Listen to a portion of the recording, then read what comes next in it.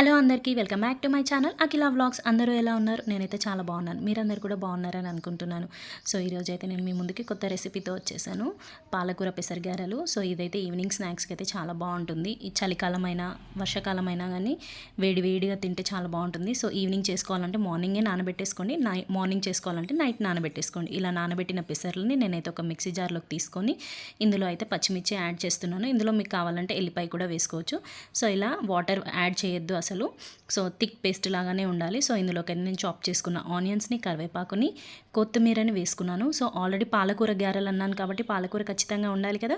So already wash చేసుకొని cut చేసుకున్న పాలకూరని అందులోకి వేసుకున్నాను. సో ఇందులోకి అయితే 1.5 స్పూన్ నేనైతే సాల్ట్ తీసుకున్నాను. సాల్ట్ కూడా తక్కువే వేసుకోవాలి. చిటికెడు పసుపు వేసుకోవాలి.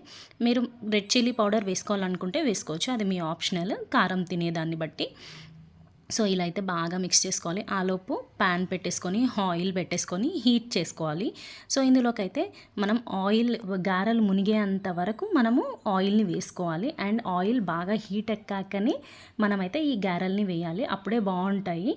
అండ్ మనం ఈ గారెలు మునిగేంత వరకు ఆయిల్ తీసుకోవాలి. ఎప్పుడైనా ఫ్రై చేసుకునే ఐటమ్స్ నేను చెప్తూ ఉంటాను కదా, మీడియం టు హై ఫ్లేమ్లోనే ఫ్రై చేసుకోవాలి. సో మనకి ఎన్ని కావాలంటే అన్ని గారెలు ఒక 5-4 అలా వేసేసుకొని, తర్వాత మీరు ఒకవేళ ఇలా హ్యాండ్లో వేయకపోతే, డైరెక్ట్ వేయడం రాకపోతే మీరు ఏం చేయండి, ఒక ప్లాస్టిక్ కవర్ మీద వేసేసి అలా ఒత్తుకొని వేసుకోవచ్చు, అలా కూడా వేసుకోవచ్చు.